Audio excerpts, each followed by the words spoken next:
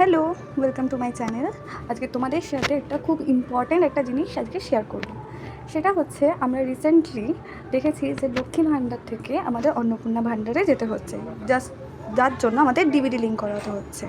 কিন্তু তার সাথেও কিছু আমাদের আধার কার্ড বা ভোটার কার্ডের ভেরিফিকেশনও করার জন্য বলা হয়েছে। সেইটাই আজকে আমি তোমাদের সাথে শেয়ার করব যে কীভাবে করবে। ফার্স্টে গুগলে গিয়ে www.ayn24p এখানে ক্লিক করব। দেখুন এখানে পোর্টালটা খুলে গেছে। তারপরে আমরা মিউনিসিপ্যালিটি সিলেক্ট করব। সিলেক্ট করার পরে আমরা ওয়ার্ডে চলে আসবো, আমাদের কত নাম্বার ওয়ার্ড সেই ওয়ার্ডটা আমরা ওখানে পুট করব।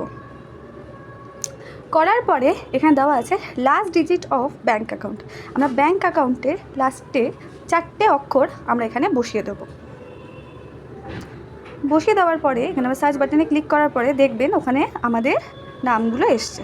ওখানে পেন্ডিংয়ের পর আপডেট লেখা আছে। আপডেট মানে হচ্ছে যেখানে আমাদের সেই ডকুমেন্টগুলো দিতে হবে। ওখানে আমাদের আধার নাম্বারটা লিখে দিতে হবে।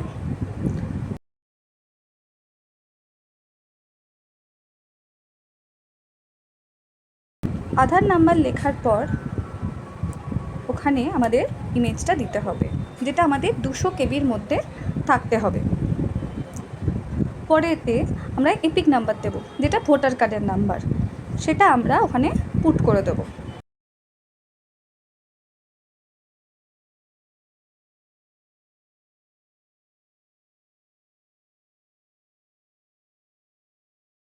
পুট করার পরে আমরা নিচের অপশানে আসব। আমরা ভোটার কার্ডের ছবিটা সিলেক্ট করব, কিন্তু সেটাও যেন 200 কেবির মধ্যে হয়। তারপরে আমরা সিএতে এসে ইয়েস করব, আর নিচে ট্রাইব্যুনালে আমাদের নাম নেই তাই আমরা ওখানে নো করব। তারপরে সব কিছু হয়ে যাওয়ার পর ওখানে রাইট অপশান ক্লিক করে আমরা সাবমিট করে দেবো। দেখুন লেখা আছে ডাটা সাবমিটেড সাকসেসফুলি, তার মানে আপনাদের সবটা হয়ে গেছে।